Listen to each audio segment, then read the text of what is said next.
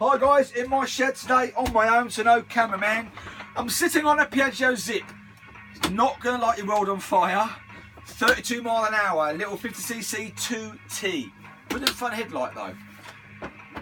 This is standard exhaust, standard carb, standard jets, standard air filter, and it was a standard variator. 32 mile an hour. It's not going to light your world on fire, is it? What did I do to it?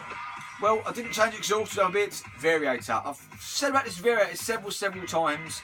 And remember guys, there's videos of mine you can watch how to clean it, no oils and so on. I took the variator system off this, and unlike the speed fights and a couple of the bikes even, there's a washer. This has got several washers on it. And you've got to remember, don't just chuck it out, you've got to move the washer on this one to keep it straight, otherwise you're going to catch on the old starter motor. So move them. But I moved the washer, also the rollers, they were 3 grams.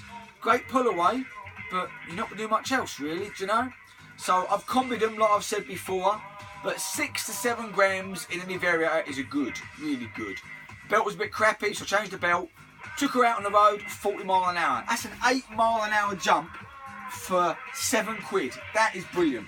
Now, there's a thin line between upping it and becoming unreliable. You know, there's a thin line there. 32 will go on all day long, use the right oils, continually regularly service it, and this bike will go forever. 40 mile an hour now, just in the variator, no change at all. Just keep it serviced, good oil, this will keep going. When you start changing exhaust, upjetting, air filter, rollers and so on, you start making the bike slightly more unstable. You're going more speeds, aren't you? So not unstable as in, I mean, riding the road, but the actual output. You know, you're getting 50 maybe, 45, 50, 55, you know? The bike's really at its red line limits. So if you're going to do that, give it some, but put it back again. Put it along at 40, give it some back to 50. Don't just keep 50 odd mile an hour, because you know what's going to happen, don't you? The oils will just get too hot, start working as a coolant rather than a lubricant. You seize the piston, things go wrong, things rattle off. Thin line, isn't there? So that's not bad though, 8 mile an hour just from doing the variator, like I've said all along. Is it worth me getting a race exhaust on this and then upjetting it in an air filter? Not really. But they're the things, and the main things, if you ever want to upgrade a bike. Race exhaust. Doesn't have to be £200 one. You know, you can get some decent sports exhaust there. Maybe even try second hand. It's going to get rusty and dirty anyway. Air filter. Don't put them sponge ones on there, drive me mad.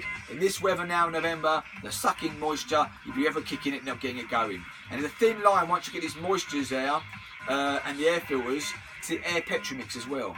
Upjetting, always a great idea, not really that hard to do.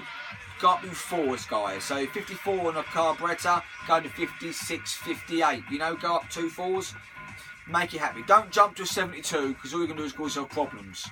A lot of carbs also haven't got the air petrol mix screw in them. 3 half turns out is that setting, guys.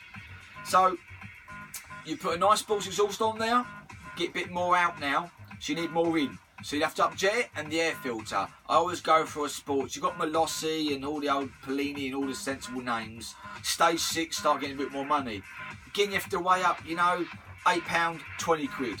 £8 fine, guys. It's just an air filter. Jets as well, you don't need all this posh stuff. Kevlar belts and so on will last longer. Rollers, again, you get the sports names, I don't mind. As long as they're 6 grams. Better compounds though if you pay more. It means you haven't got to continuously, regularly do it because they go square.